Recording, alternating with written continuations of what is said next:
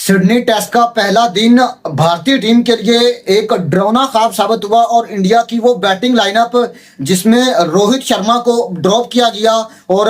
बड़ी ज्यादा उम्मीदें थी गौतम गंभीर को कि रोहित शर्मा के बगैर जसप्रीत बुमराह की कप्तानी में टीम इंडिया इस टेस्ट मैच को जीतकर अपनी जो वर्ल्ड टेस्ट चैंपियनशिप में के फाइनल में पहुंचने की जो उम्मीदें हैं उनको बरकरार रखेगी। लेकिन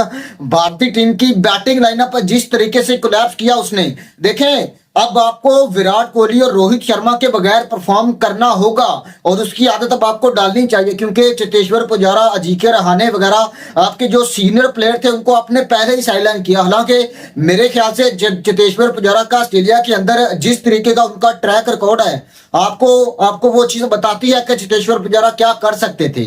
अगर इंडिया ने पिछले दो टूर में ऑस्ट्रेलिया में डोमिनेट किया है तो उसका आई थिंक बहुत ज्यादा श्रेय चेतेश्वर पुजारा को भी जाता है। लेकिन इस दफा चेतेश्वर पुजारा के बगैर इंडियन टीम बहुत ज्यादा स्ट्रगल करती हुई दिखाई दे रही है, स्पेशली बैटिंग लाइनअप में। अगर आप स्कोर कार्ड के ऊपर एक नजर डालते हैं तो आपको 40 रन चेतेश्वर ऋषभ पंत और फिर उसके बाद 20 रन आपको नीचे से वाशिंगटन सुंदर आई थिंक करते हैं और 17 रन विराट कोहली करते हैं। देखें, विराट कोहली को आप ब्लेम नहीं कर सकते, एज अ सीनियर प्लेयर उनको भी पता है कि उनको परफॉर्म करना चाहिए था। लेकिन अब जो कहते हैं ना कि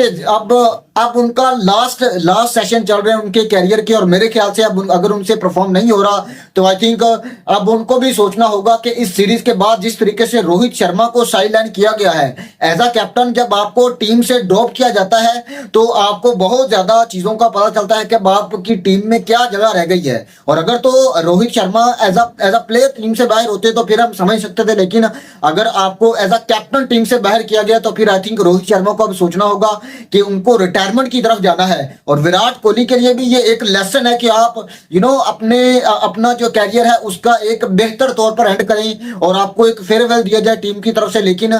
जिस तरीके से रोहित शर्मा, रविचंद्रन अश्विन को बगैर किसी मैच के इस्तीफा लेना पड़ा, उस टेन्योर के आने से पहले मेरे ख्याल से रोहित शर्मा और जो रविचंद्रन अश्विन का जो दौर आया उससे पहले मेरे ख्याल से विराट को सोचना होगा कि आपको रिटायरमेंट लेनी है। और अगर मेरे ख्याल से इस फाइनल टेस्ट मैच का जो कि दूसरा दिन होगा जहां पर इंडियन टीम की जो तमाम उसका दारोमदार है वो जसप्रीत बुमराह के ऊपर होगा। 185 रन आपने पहले इनिंग में बनाए, आपकी बैटिंग लाइनअप बहुत ज्यादा कोलैप्स किया उसने, और ऑस्ट्रेलिया के बोलैंड, मिचेल स्टार्क और पैट कमिंस, जिसमें बोलैंड की 4, स्टार्क की 3 और पैट कमिंस की 2 विकेटें, ये चीजें बताती हैं कि फास्ट बॉलर्स के लिए इस विकेट के अंदर बहुत ज्यादा कुछ है। और जसप्रीत बुमराह तो इस पूरी सीरीज में डोमिनेट कर ही रहे हैं, लेकिन उनका साथ उस तरीके से कोई और बॉलर दे ही नहीं रहा। और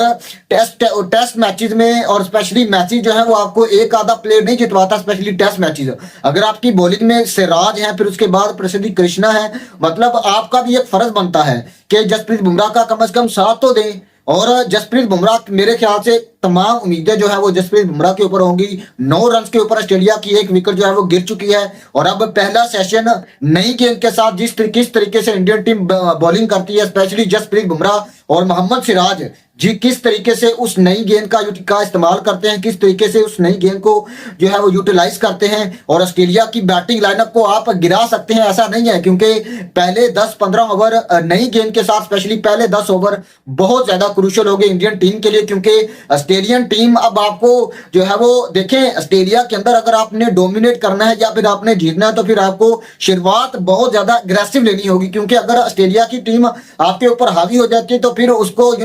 वो आपको ऊपर आना ही नहीं देती। और जब इंडिया की विकेटें गिर रही थी तो आई थिंक मेरा ख्याल था कि वहां पर आप चार्ज कर सकते थे, स्पेशली पंत, और जब जडेजा खेल रहे थे तो तब आप जा सकते थे कि आप